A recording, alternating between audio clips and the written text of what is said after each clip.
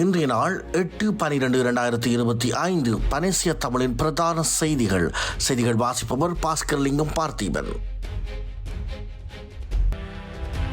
முதலில் தலைப்புச் செய்திகள். யாழில் தரையிறங்கிய அமெரிக்க விமானம். தவேக தலைவர் விஜய் பங்கேற்கும் தமிழக வெற்றிக் கழகத்தின் பொதுக்கூட்டம் மீண்டும் நாளை புதுச்சேரியில் நடைபெறுகிறது. தாய்லாந்து கம்போடியா மீண்டும் சண்டையினால் மக்கள் அச்சம். அமெரிக்காவின் புதிய பாதுகாப்பு உத்திக்கு ரஷ்யா வரவேற்பு. தொடர்வது விரிவான செய்திகள். முதலில் தாயக செய்திகள். அமெரிக்காவினால் இலங்கைக்கு அனுப்பப்பட்டுள்ள விமானம் ஒன்று யாழ்ப்பாணம் சர்வதேச விமான நிலையத்தை இன்று தரையிறங்கியுள்ளது. இலங்கையில் ஏற்பட்ட பேரிடரினை அடுத்து விநியோக நடவடிக்கைகள் மேம்படுத்தும் வகையில் 2 C-130J சூப்பர் ஹெர்குலஸ் விமானங்களை அமெரிக்கா வழங்கியுள்ளது. குறித்த விமானங்கள் நேற்றைய தினம் கட்டுநாயக்க விமான நிலையத்தை தரையிறங்கின. இந்த நிலையில் வடபகுதிக்கான நிவாரணப் பொருட்களை ஏற்றிய அமெரிக்க விமானம் ஒன்று இன்று காலை யாழ் விமான நிலையத்தில் தரையிறங்கியது. பேரிடரினால் பாதிக்கப்பட்ட இடங்களுக்கு பொருட்களை கொண்டு செல்லும் நோக்கில் இந்த விமானங்கள் அமெரிக்காவினால் வழங்கப்பட்டுள்ளமை குறிப்பிடத்தக்கது. நாட்டில் நிலவிய சீரற்ற காலநிலையினால் ஏற்பட்ட அனர்த்தங்களின் ஊடாக உயிரிழந்தவர்களின் எண்ணிக்கை 635 அதிகரித்துள்ளது. மேலும் 192 பேர் இதுவரை காணாமல் போயுள்ளனர். இன்று நண்பகல் 12 மணிக்கு அனர்த்த முகாமைத்துவ மத்திய நிலையத்தினால் வெளியிடப்பட்டுள்ள அறிக்கையில் மேலும் 5,12,123 குடும்பங்களைச் சேர்ந்த 17,66,103 பேர் சீரற்ற காலநிலையால் பாதிக்கப்பட்டுள்ளனர்.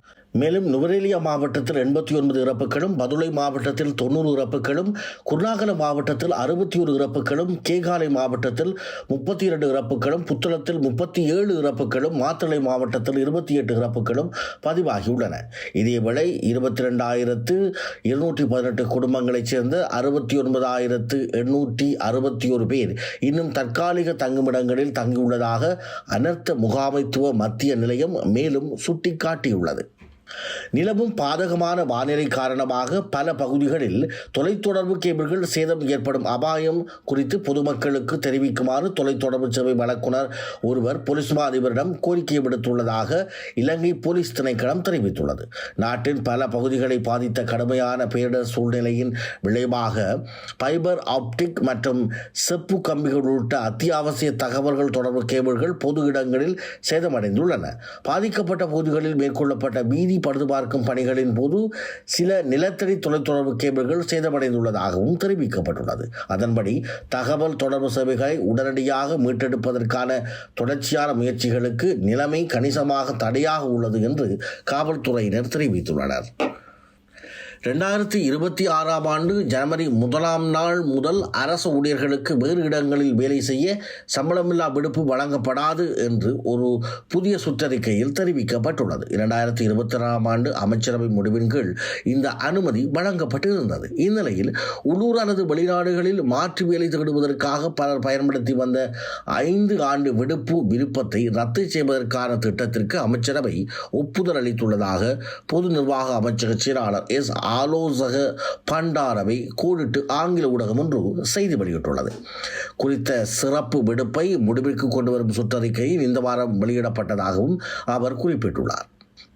இதேவேளை ஏற்கனவே அத்தகைய விடுவிப்பை பெற்றவர்களுக்கு விடுப்பு நீடிப்பு இருக்காது என்றும் புதிய விண்ணப்பங்களுக்கு இனி பரிசீலிக்கப்படாது என்றும் அவர் கூறியுள்ளார். பொருளாதார நெருக்கடிக்கு மத்தியில் 2022 ஆண்டில் 5 ஆண்டு சம்பளமில்லா விடுப்பு வழங்க அமைச்சரவை முடிவு எடுக்கப்பட்டது. ஓய்வூதியம் பெறும் அதிகாரிகளுக்கு அவர்களின் மூப்புக்கு எந்தவித பாராபட்சமும் இல்லாமல் விடுப்பு வழங்கப்பட்டது.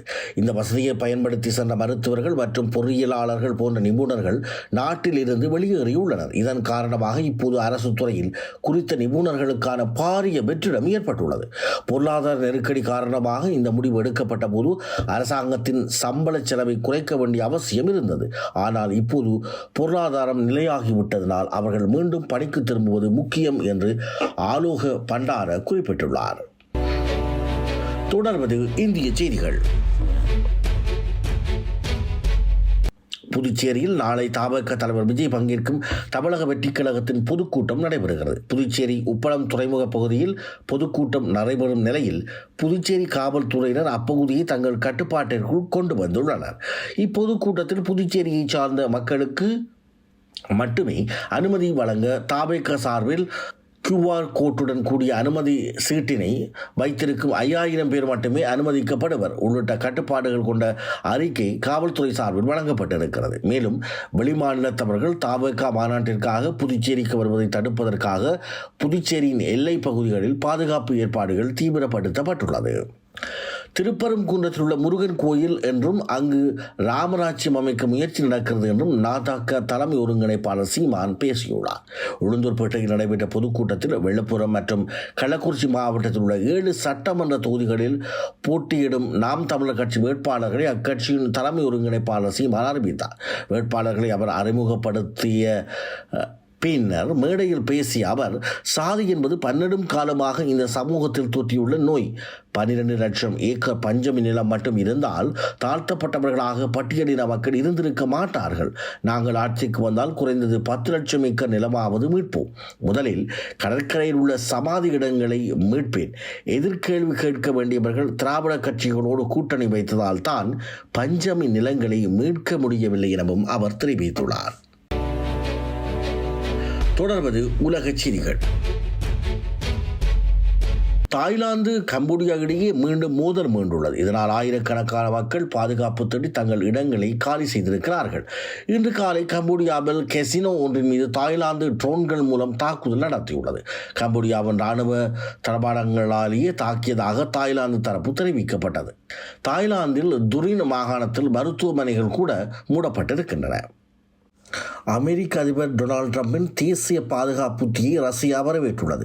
அது ரஷ்யாவின் தொலைநோக்கு பார்வையுடன் பெரும்பாலும் ஒத்துப்போகிறது என்று ரஷ்யா கூறியிருக்கிறது.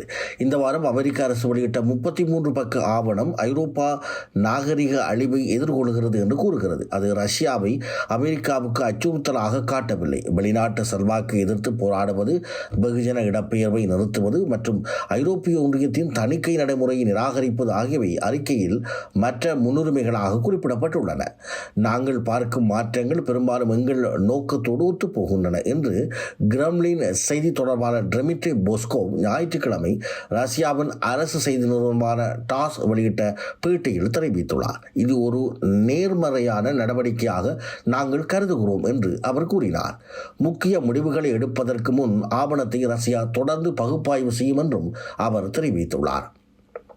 இந்த ஆவணம் அமெரிக்க வெளிநாட்டு உறவுகளை சிதைக்கக்கூடும் என்று அந்நாட்டு நாடாளுமன்றத்தில் ஜனநாயக கட்சி உறுப்பினர்கள் எச்சரித்துள்ளனர். ஜெசன் குரோ இந்த உத்தி உலக அரங்கில் அமெரிக்காவின் நிலைக்கு பேரழிவு என்றும் கூறியுள்ளார். இத்துடன் பனேசியா தமிழின் பிரதான செய்திகள் நிறைவு. தொடர்ந்தும் செய்திகளை பார்வையிட www.panesiatamil.tv என்ற இணையதளம் மூலமாக செய்திகளை பார்வையிடலாம். நன்றி, வணக்கம்.